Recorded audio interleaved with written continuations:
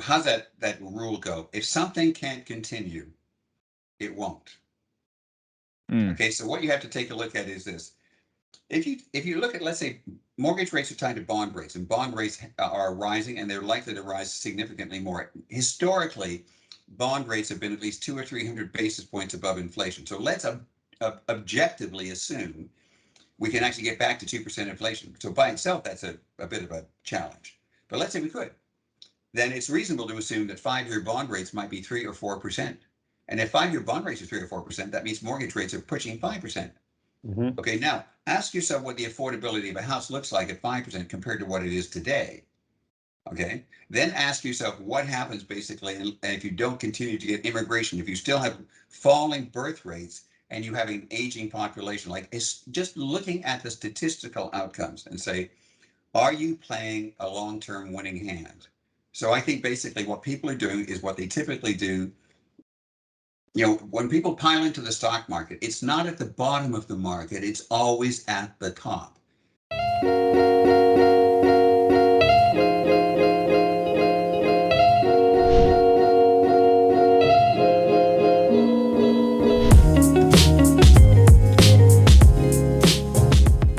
Hey everybody, welcome back to the Commercial Real Estate Library podcast. I'm Damon Tamanawala. You know my co-host Garrett McGilvery, and joining us today is the CEO and the founder of Nicola Wealth, John Nicola. John, thanks for being here. My pleasure, guys. Awesome. Joining us from Maui. Joining you from Maui, 5-hour time difference, but you know, you can get here in 10 hours if you want to get on a plane. Perfect. See you tomorrow. So John, for the select group who maybe aren't as familiar with Nicola Wealth, can you share a little bit about who you are and what Nicola Wealth is? Yeah, so we started in 1994. So I'd already been in the industry 20 years. So it's not like I started the business as part of my entry into financial services. And back then, the job description you could give me was I was a financial advisor. So we did financial planning. We established insurance policies and programs for clients. We built retirement funds, typically using back then mutual funds, and that's still a large part of the traditional wealth services industry even today, 27 years later. And about 6 years after that, we changed that. We morphed that into a different model, because if we wanted to work with high net worth clients, we realized that other firms like, you know, Burgundy Asset Management and PH&N at the time, and Connor Clark, and lots of really good examples, were doing private counsel. So first off, they weren't commission based; they were fee based. They were providing direct access to their own pools. They were relatively cost efficient. And they would, in some cases, offer alternative assets, and in particular, real estate, private mortgages, and then ultimately for us, private debt and private equity. So we evolved into a company that focused on financial planning, advanced financial planning for high net worth clients and ultra high net worth clients. So we could do some pretty sophisticated work at the planning level, but we wanted then to implement and manage the portfolio that we were handling for them with a kind of array of assets that you would see, let's say, in any of Canada's largest endowments or pension funds. And if you take a look at any of them, you'll see that they have a significant allocation to real estate, to private mortgages and debt, and private equity and infrastructure. And there's a reason for that. It enhances returns and reduces volatility. And if you go to our website, you can see proof of that. We show all of our client returns for the last 22 years in comparison to all the major markets in the world over the same period of time, and traditional 60-40 portfolios. And we've outperformed 60-40 portfolios over the last 22 years by an average of 2.5% per year, which is a lot over 22 years. And yet we've had less volatility than the 60-40 portfolio would have had. So that's what we do, and that's really where our space is. That. So I should also mention, we're probably about now. We started basically with public assets only. We did our first real estate project in 2000, I should say, and really small, really small. And now we're probably 50% private assets. Of the assets we manage, 50% are private and 50% are public. Wow. That's very interesting. So okay, so this is a real estate podcast. So we're gonna navigate over to real estate soon. But I'd love to know, John, about kind of the early stages of the founding of the company, because even you mentioned you'd been in the industry for a while even before then. But can you talk about the first year and getting, like, what does that look like in terms of wealth management, and how are you convincing people to kind of jump in with you? Yeah, it's an interesting comment to me. Because I've been in the industry 20 years, and the previous 10 years, I was a principal. In fact, I was a president and equal shareholder with Jim Rogers of the Rogers Group. So I was already in an independent financial planning firm. And only because of, let's say, a difference of view and opinion between Jim and myself, did I find myself deciding to start my own enterprise. But essentially, I started it with, let's say, $80 million of client money under management and maybe 150 households as clients already. So I wasn't starting from zero. So we were profitable from the beginning because we had an infrastructure already in place that was now moved to a different model and brand.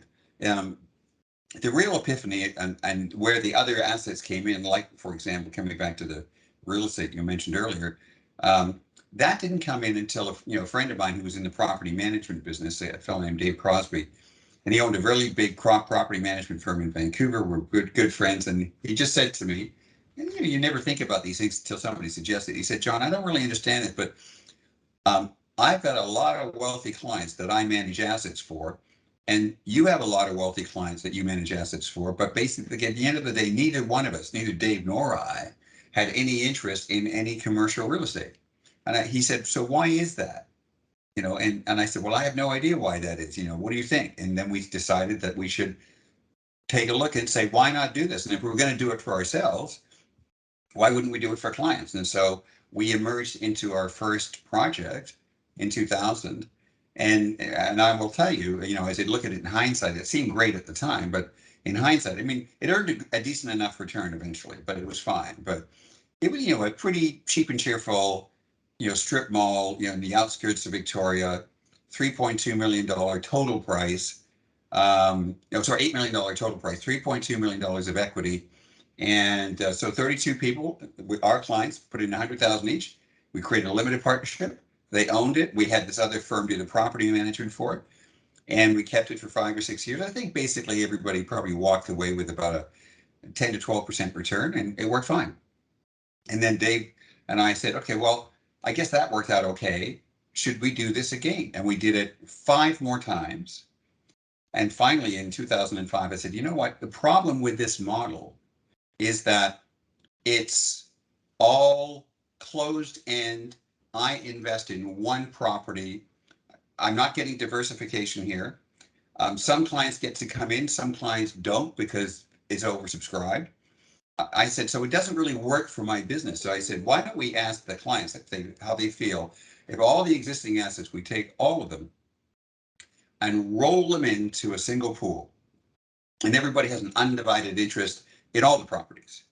And then we allow that pool to continue. New money can come in. We'll figure out a way that we're going to deploy it, and we'll add more properties to it. And that's how we created our first real estate fund in 2005, which is also on our website. All the details about the fund and its returns and everything else, they're all on our website.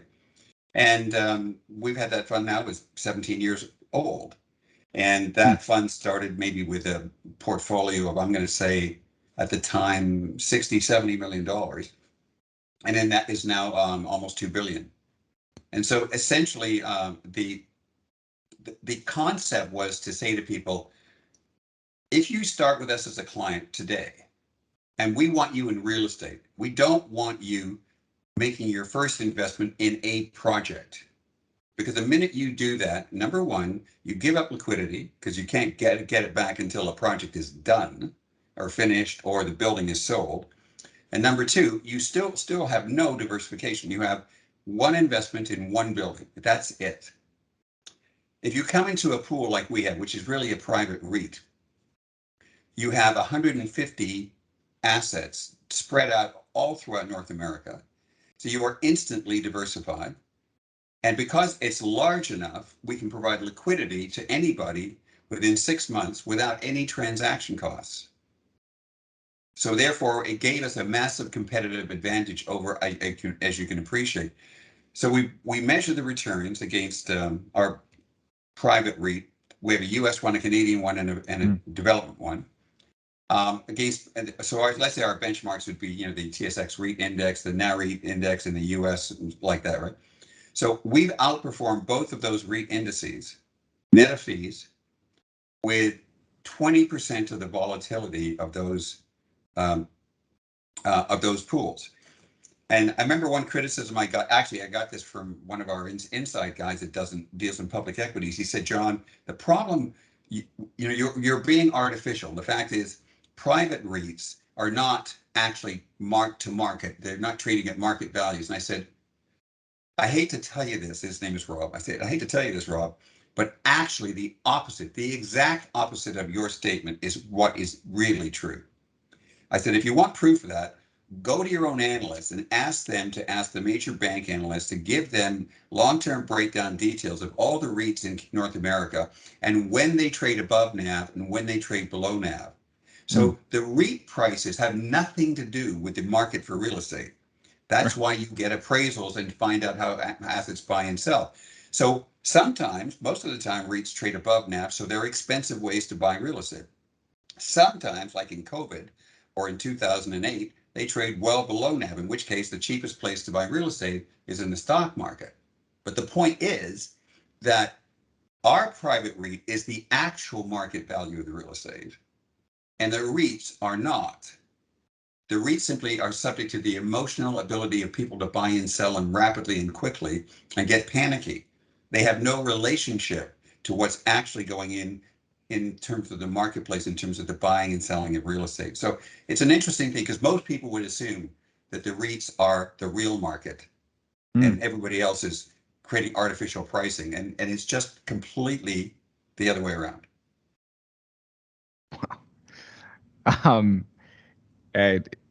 Gary, let me know if you want to jump in here. I got 100 questions too. Yeah, I was actually going to jump a little more into the real estate side of things. Sure. So you started the fund in 2005. Yeah. So the first investment was 2000, but the first fund was 2005, and that was just a Canadian fund. Yeah. And then we started to buy U.S. assets as well, slowly. And by 2009, we said we have actually quite a few U.S. assets, and because we knew clients wanted to have assets denominated in U.S. dollars, we said, well, it doesn't make sense to leave them in the same fund, so we split them. So now all the U.S. assets are in the U.S. dollars and in a U.S. fund, and all the Canadian assets are in the Canadian fund, and they're separated. But most clients own share units in both pools. Okay. And then I know that you guys provide other securities as well, like in terms of like private debt. Private debt, yeah. So private debt is relatively newer. It's about 5 or 6 years old, and from our perspective, our first private debt, to be fair, our first private debt was actually commercial mortgages because they are actually still private. They're not publicly traded, right? Yep. And we created our own mortgage pools way early, back in the 2004, 2003, and we now manage 2 different mortgage pools in Canadian mortgages only. For about 800 million of assets, and that's a very low volatile. It's kind of like a GIC alternative. It's got great liquidity on a monthly basis, extremely low volatility. I think over the last, I'm going to say it's not quite 20 years, but it's close to 20 years. The largest negative return on both of the mortgage pools in any single month was minus 1.2%. There has never been a year that we've had where they've ever had a negative return. And so the volatility is very low. So basically, it's a great place because the returns for the last 20 years have been in the 4 to 5.5% range, which in today's interest environment is excellent. And so that's a nice, safe place for, and that is private debt. And then subsequently, we realized that we also manage high yield bonds for clients as well, in public companies, stuff like that. And we got to realize that we might have, again, less volatility and a better net yield if we started to work with groups and like Crown Financial that operated in private debt. So we started that private debt model, let's say 7 years ago, and now we have it's about approximately about a $450 million pool of private debt, and last year did really well. It came in around 12% net income, but over the last 5 years, it's averaged around 9%. We would like to think that we can probably get between a 7 to 9% net return. Mm-hmm. And in our case, now the negative of it, coming back to financial planning for a second, is that it's virtually all interest income. So naturally, of course, tax at the highest rate. So we will use these private debt mortgage pools and stuff like that. We'll put them in clients' individual pension plans. We'll put them in their RSPs. We'll put them in their TFSAs. We'll put them in their foundations. And so they don't pay any tax on the interest. But then they're still balanced, right? So we de-risk the entire portfolio, but we don't want to pay tax on the part of it that generates the highest amount of taxable income.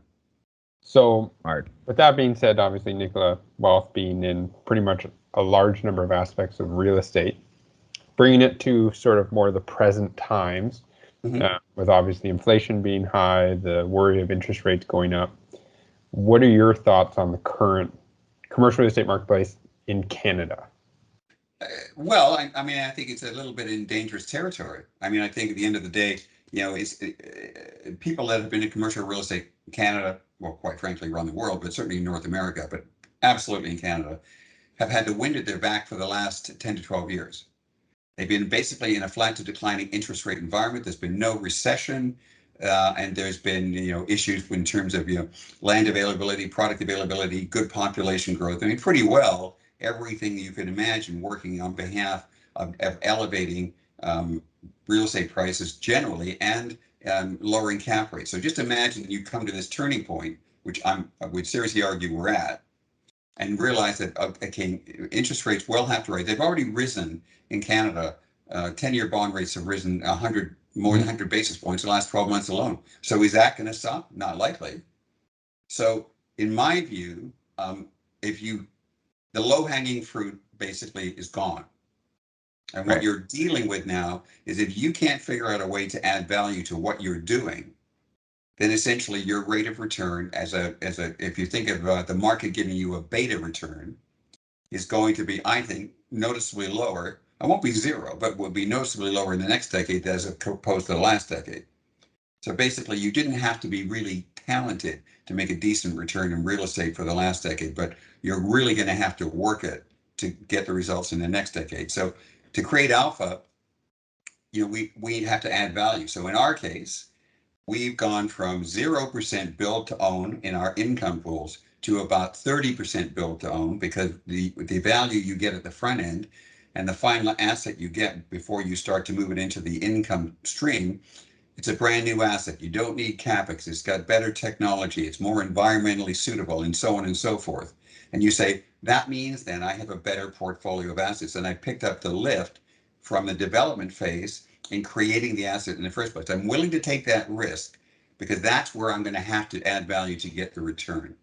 And so whether it's leasing or whether it's looking at a covered property at play where it's underdeveloped land and you can add to whatever you've got there in terms of building space, you have to look at every aspect of this to decide how you're going to do better. It's going to be harder, in my opinion, to get the returns going forward in real estate. Not just real estate, all asset classes, but absolutely in real estate. You heard it here first. Get out while you can. I'm just kidding. So I guess so. Value add strategies, kind of development is an area of focus. Do you have any maybe primary versus secondary markets, do you have an opinion on, like, is it better to be in Vancouver versus Victoria, or, Hamilton versus Toronto? Anything like any?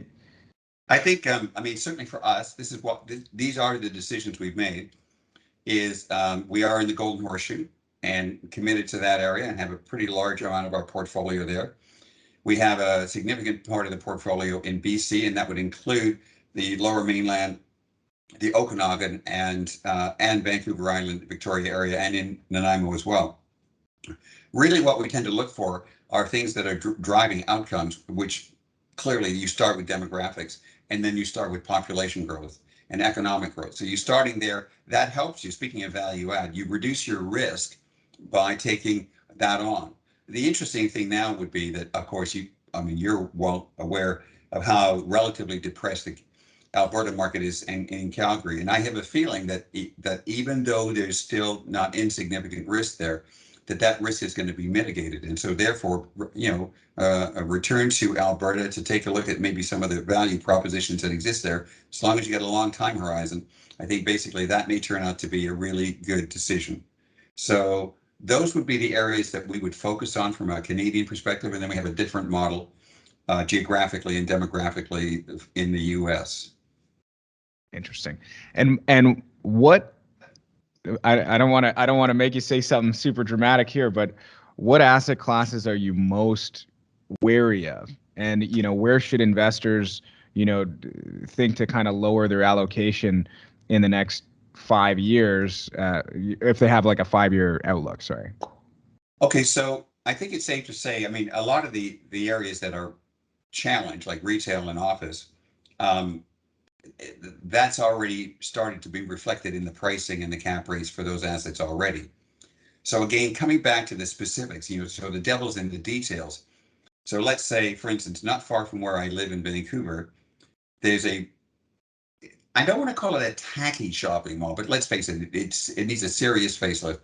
But where is it located? It's located at 25th and Oak, which for those people who understand Vancouver is one of the most expensive neighborhoods in the entire city. And it's really underdeveloped, and it's right next to the hospital. So do I think there's a covered land play with respect to that kind of retail that could be blended into residential and all the rest of that? So it's all about the details. Like, it's about the facts of the situation in front of you. And so you can't really just say, forget retail. It's how you look at retail. And you can't really say forget office, same issues, right, that you look at. So I think we have not said no to all retail and no to all commercial, but without question, our bigger focus has been in multifamily residential and in industrial and in specialty. Like, we have a reasonably decent sized portfolio of mini storage facilities, both in Canada and in the US. And we like that because it's a simple play. It tends to have obviously a low capex requirements. And interestingly, the reality of people, if you're in the right locations for population growth and people we're having relatively smaller homes or apartments, of course, the demand for storage goes up because we're all junkies when it comes to collecting things. We never seem to get rid of them, right? So we just store them. So, John, so you guys at Nicola on the real estate side have completed a lot of transactions this year. I feel like you guys have, incrementally become or maybe exponentially become one of the more dominant groups in commercial real estate. How have you guys been able to break into these markets and be so successful transacting? Because I think I read a Renex article that you guys completed $2 billion in acquisitions. About $2 billion. Yeah, maybe a little bit more. But I think, part of it is that. So our real estate group. So this may sound strange to people that are in the asset management business. So I don't want it to sound as if it's hubris, but it's our asset managers. So we're talking now the real estate group, the private debt mortgage groups, the public asset groups, and stuff like that, have never ever had to worry where their money was coming from for investment purposes, ever. So our business works this way. we attract clients who come and see the advisory teams, get the estate and financial planning done, get the net worth calculations done, get the recommendations for a portfolio.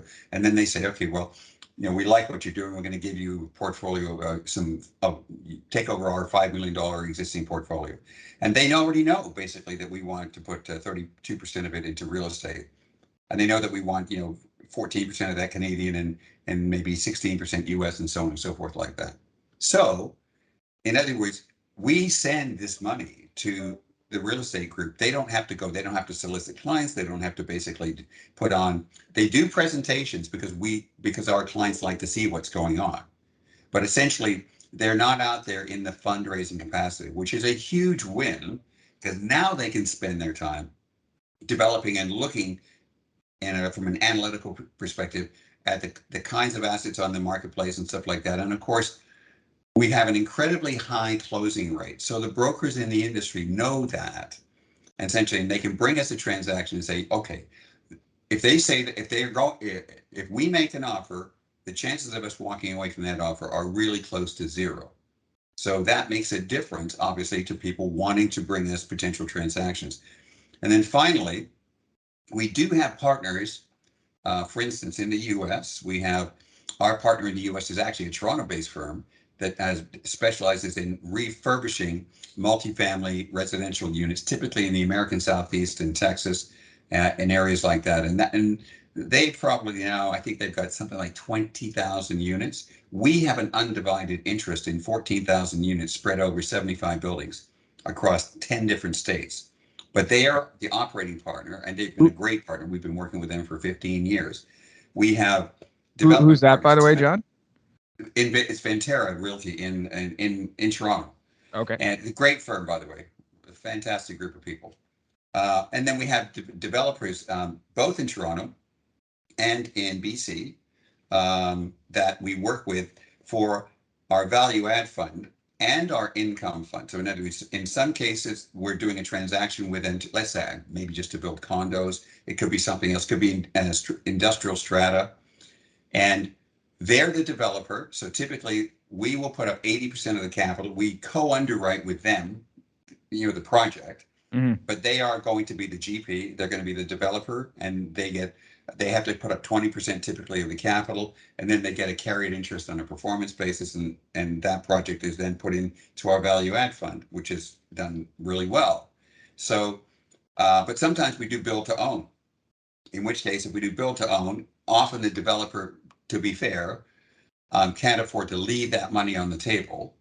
So we make a deal that when the project is finished, we will then go to the developer and say, okay, let's just get it appraised, and we're going to buy you out at that appraisal. So we got 80% at cost, and then 20% at market when the project is finished. And so we're happy with that, to do that as well. So that's typically how we choose who to work with, and that's why we've got a lot of people, including developers, that have come to us and said, okay, well, we'd like to talk to you about a strategy. And I've said with Mark to anybody that we work with, I said, look, we have no interest in doing a one-off deal. So if you can't convince us that there's a pipeline here that we could rely on over time of 4 or 5 or 6 projects, we don't really want to get started. It's just too much work to try to figure out how the relationships work and do the due diligence and all the other things that we need to do. And this is with all real estate assets. Like I owe Mark a call, but no, it's not, Damon. So this is only development real estate, and we're now doing our own development projects. Like for instance, we're building a building we hope is a mass timber building at Cambie and 7th in Vancouver. This is the old Robinson lighting building. So we bought the building, and we're in the process of trying to get permits and design to build a 10 to 12 story mass timber building. Now our own firm will occupy most of this building, but that is a development project that's inside, it's built to own. We're the tenant. We obviously have to pay market rents, and we're fine with that. And at the end of it, that is something that is essentially collectively owned between our firm and our clients. So that's an example of development. So we are doing, we've got a major residential apartment project at Main and 7th in Vancouver as well. And so we have got maybe 5 or 6 projects which are internally designed and created. And our income funds, almost all of the assets, except for Ventura's assets in the US, are 100% owned by us and are sourced by us. So our team is doing the analysis work. They're reviewing with brokers the opportunities. They're going to market. Sometimes we do get private and off-market transactions as well. But Mark's team has the ability to do all of that analysis, and we always assume on both income funds we're buying 100% of the asset. We don't generally go looking for partners at all. Mm. Just a quick question. So when you do have properties set in the income fund, obviously you guys are termed out for mortgages. Do you refinance at the end of terms to pull out money to distribute to investors, or do you just simply continue paying down capital? So interesting, because it's a pool, and this is an interesting question here. So part of Mark's team, so Mark actually has a 3-person finance team, and their job isn't to do the internal financial finance requirements like a controller. Their job is to take a look at every single asset we have constantly and decide on the maturities that we are going to do and the mortgages and the relationships we're going to have, and are we going to make the interest rate floating. Like, here's an interesting example mathematically about returns that most people don't think about. So let's say I've got a portfolio of 3 buildings worth $100 million and they've got $50 million of debt. Okay, let's assume the debt has been recently refinanced, and so the mortgages are 3.5%. Okay, and that might be a bit high, but let's say it's 3.5%. Okay, you're amortizing the mortgage. So basically, when you take a look at your mortgage payment, most of the mortgage payment is actually principal at that interest rate. Mm-hmm. Now, the highest return that those payments can get is 3.5%. It's impossible. So if you're in a fund that's earning a 10% return over a decade, amortizing your mortgages is destructive to your total return. It has to be financially, mathematically. Now let's imagine that you were able to convince the bank, and we have done this, that what we want to do, even if it was a lower loan to value, we want interest only, as if it was a long-term floating line of credit. In which case, of course, you're paying 3%, but it's interest only, so naturally your payments are lower. You're not amortizing it. It's not in your interest to amortize it. Do you follow? Mm-hmm. And so you're right. So if we refinance traditional mortgages, we will do that every 5 years if it makes sense. But it doesn't go back to our clients in the way you're thinking, because our clients are in a pool. So really, it all happens is the money comes into the pool, and we presumably buy more assets, which means the client now has an undivided interest in more assets without actually putting more money into the pool. And right now, I mean, we distribute 5.5% income monthly. Roughly a little under half of 1% a month. 80% of our clients. So we do this for all clients, right? 80% of our clients use a drip to put it back in automatically. So they don't actually require the income. So when we take a look at new capital, you can imagine that new capital comes in from refinancing. It comes in from selling assets occasionally. We don't sell that often. It comes in from the drip, and it comes in from new capital coming into the company. So Mark and his team can have a decent idea ahead of time. I can tell them right now at the beginning of this year, you should expect this much new capital from all sources in the next 12 months. Mm-hmm. And give or take a bit, if we really do super well like we did last year, that can get accelerated. And sometimes we have a wait list. Like, we've had a wait list on our development pool for 18 months. So if you wanted to get in, you had to stand on the sidelines for, typically, a person getting into the wait list would have to wait 9-12 months to get in. Wow. Because we didn't want to dilute returns, obviously, for the people that were already in there. Yeah, you're not just going to start buying assets because you have the money. Yeah, right. Gotcha. Okay, so earlier on this chat, you mentioned a couple tax strategies, and I know tax strategy is a big part of Nicola Wealth. But maybe I'm thinking, so I work in the apartment space, right? And a lot of my clients are maybe second or third generation families of the original builders and have Yeah. immense capital gains to pay upon a disposition. Maybe more if Trudeau decides it. Maybe, yeah. So like what are some of the better strategies that you've seen employed by private guys on a disposition in order to kind of lower their tax burden?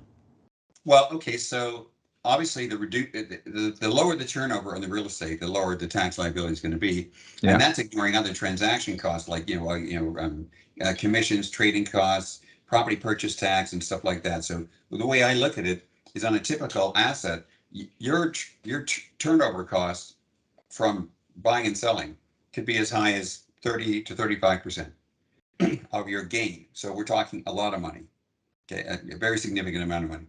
So the question you have to ask yourself is, okay, let's say I've got an older asset, like an older apartment building, 60 years old, and let's face it, if you keep doing capex and stuff like that, you can sell it for a good price, but you have to ask yourself, well, maybe what I should do is demolish it. Okay, first off, if I demolish it, I completely cancel any recapture of depreciation on the building. It's gone. Okay, right? And then I start a brand new building. Okay, it's going to cost me money. I'm going to have to finance it. I don't want to have cash flow for whatever 3 years or 4 years. But the bottom line is that I will end up with a brand new building with brand new levels of depreciation.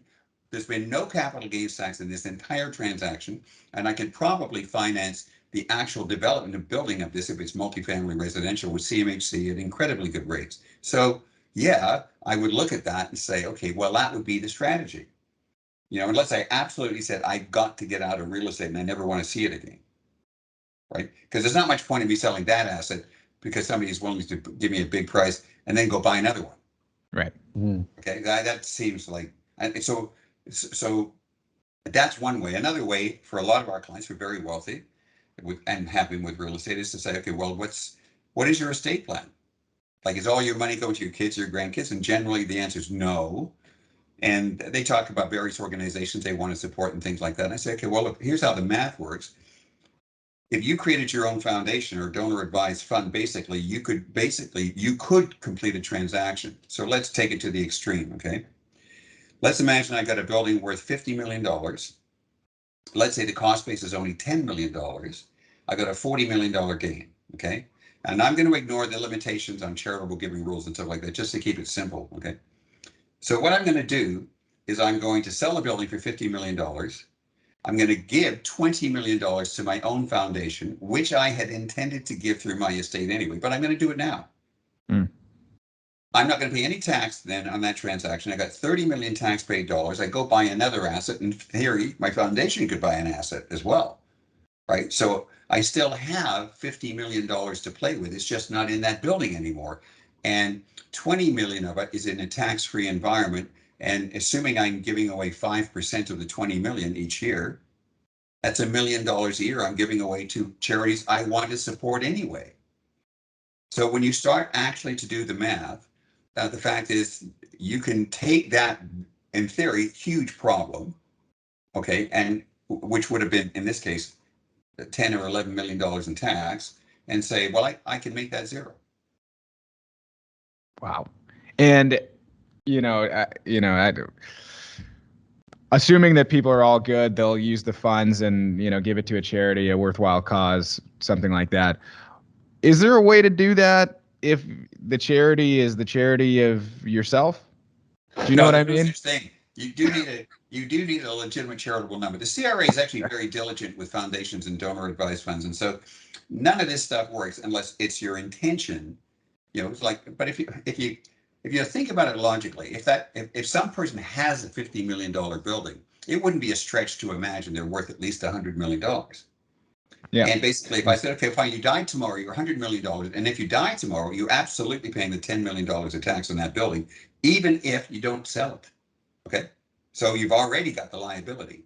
So they say, okay, well, John, how much would I have to give away upon my death in my estate? And I say, well, let's say $30 million. So you could give 30 million away to your foundation or donor advised fund, and 70 million would be tax paid. And then I say to the client, so why would you wait until you die for that to happen? Okay. I mean, what would the point be? Because you can't seriously tell me that you can't afford to live on $70 million. Obviously, that's not the case. Okay. So if you can basically eliminate all the tax in your estate without having to die, wouldn't that be the better plan? But if you died in advance of that, could you? So if you died, could you still allocate it to the fund and do the same strategy? Yeah, you could. Yeah, Okay. as long as it's done within a year of the date of death, you can still accomplish the same thing. But you have to lay very specific instructions in your will, because if you don't, it basically there's no reason to think that's actually going to happen.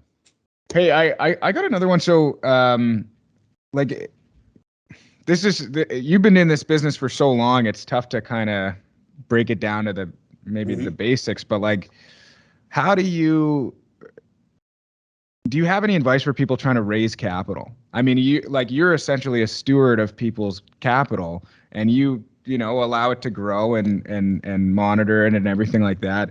But if you're at the beginning stage, if you're trying to go out and start a $20 million development project, as maybe Garrett and I are trying to do. Yeah. What advice do you have for raising capital and getting investors on board?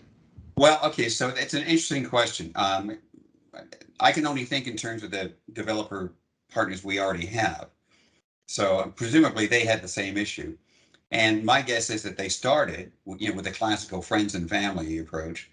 And that part is okay. It has some obvious limitations, not the least of which ultimately in the long run can be compliance, because in theory, you're basically offering an investment product without being licensed as advisors to be allowed to sell an investment product. And quite frankly, do I think the OSC or the BCSC would look at this askance and say, wait a minute, what qualifications do you have? And what offering memorandum are you providing? What disclosures are you doing? And where's the conflict of interest issues? And how much do you want to get into that? Because what if the friends and families gets into some strangers?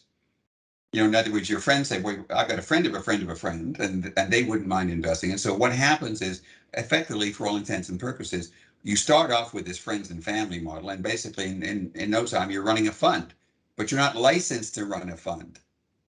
Okay, so there is that concern. So my view would have been, and this is what our developer partners are doing, at least with us, is they're saying, okay, we're their partner. That's one entity. We are already licensed.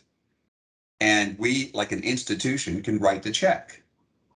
So basically, then you say to yourself, okay, so what larger groups would I approach about this? And quite frankly, you could approach wealth management firms and say, okay, you, the wealth management firm, will be vetting it for your clients. And as far as we're concerned, we're just getting one check from you. And you're figuring out how to apportion it amongst all of your clients that are participating in it. So I probably, if I were you, I would approach wealth management firms. I would approach other kinds of financial advisors, some of them large enough to have a large portfolio of clients, which could effectively do the same thing. For really big investors, you can talk to firms like ours. You can talk to pensions institutions. They can all make this decision because, again, it's the one check rule. They've got the ability, they've got the authority to go ahead and make that decision about whether or not this is a prudent or reasonable investment. So that's where I'd suggest you go. I think that the idea that you're going to find yourself with 50 or 100 investors all writing their checks into your developments is probably not the best way to go. Okay. Interesting. I picture there's a lot of liquidity around in real estate these days. I picture myself taking a hat and walking around my office to all the happy industrial brokers. Yeah, right. And in fact, you can absolutely do that.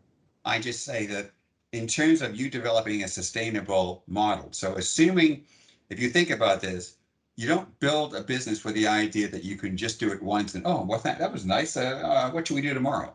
You actually build it with the idea that you're going to build on it. So if the first project is successful, why wouldn't you do the second and the third and the fourth? And now you start to multiply what you just said, Damon, and ask yourself, what does this look like in 5 years? And then all of a sudden you say, wow, I'm spending my entire life having to deal with reporting to investors, figuring out who's going to come in on the new thing, doing the dog and pony show about raising money.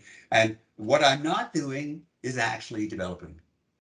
Okay, so which diminishes the outcomes and the returns for the actual investors. So the paradox is it's not in the investor's interest for you to be out there with your hat raising money. Mm-hmm. I wanted to ask, as a wealth manager, now everybody and their parents are an armchair expert now in the stock market, in the real estate market. Yeah.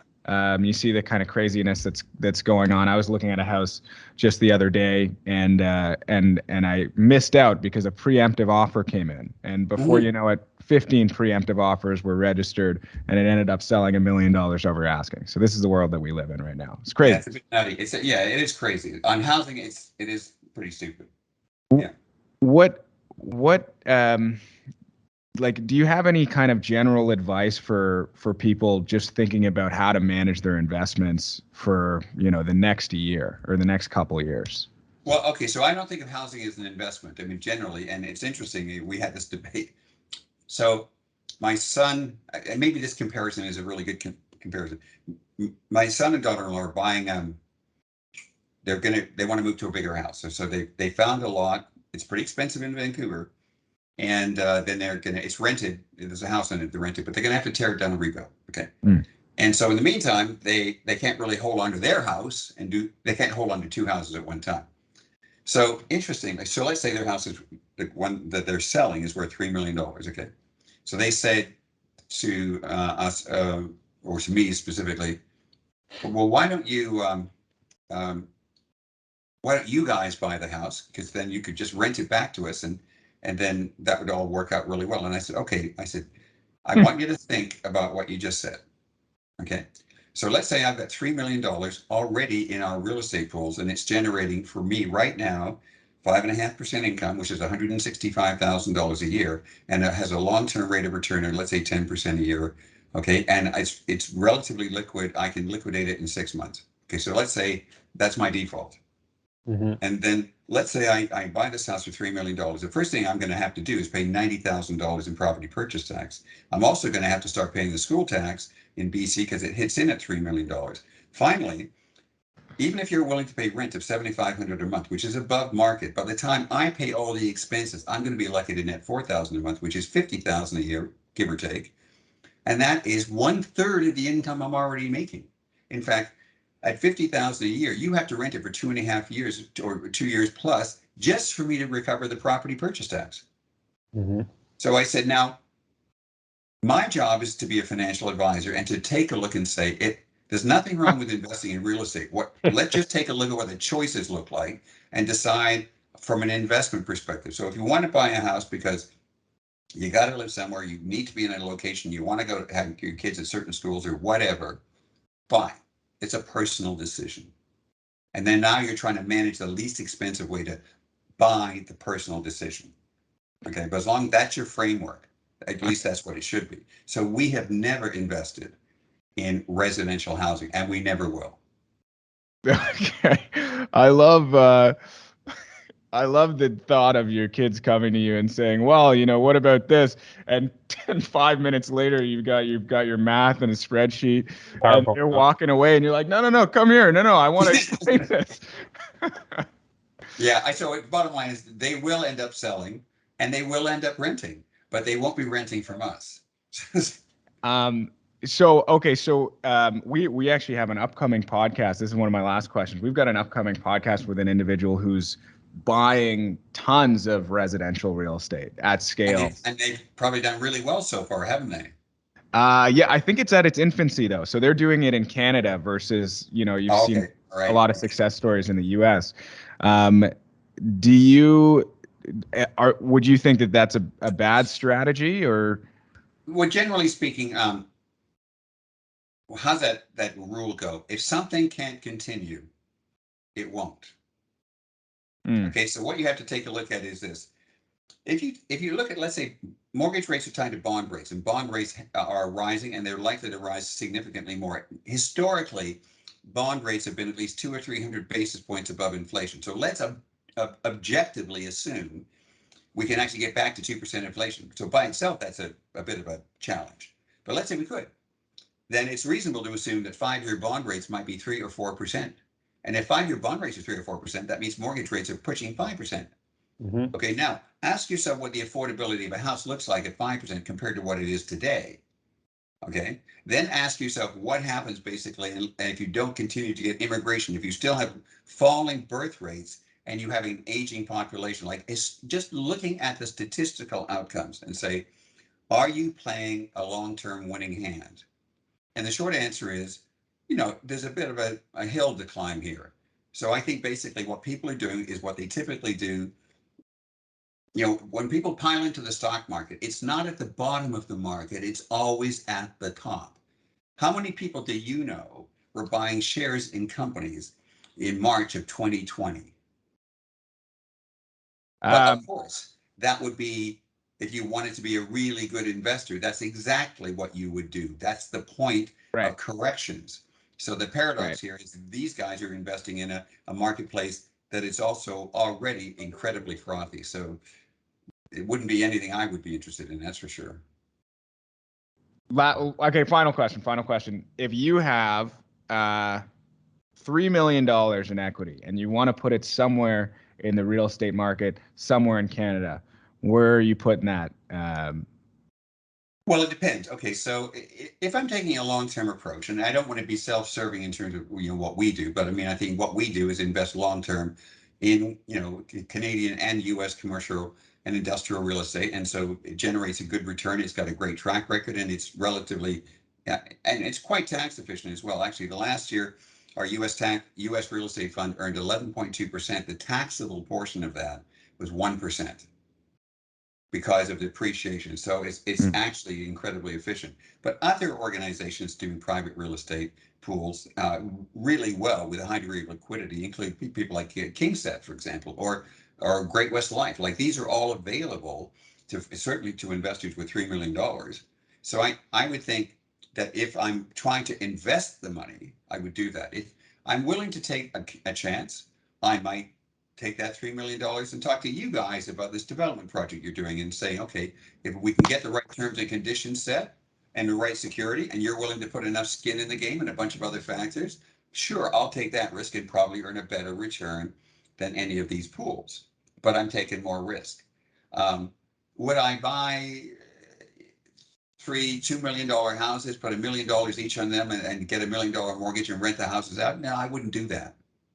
That would be one thing I wouldn't do, right? It's just, and I'm not saying that can't work for a while, but when that turns, what you're going to find yourself being is you're going to be a really grumpy landlord with no scale, no ability to really hire a property management firm. You only got 3 assets. And basically you're going to be stuck with them, with the tenants, with the mess, with the CapEx and all the other things. And that doesn't look so great when you hit a flat market. And no real estate market goes up forever. Okay. Wise words. This is a lot to think about. Okay, John, thank you so much for joining us. David, Garrett, pleasure talking to you both. Thank you, and John. Good luck with it. Yeah, look forward to seeing it later, okay?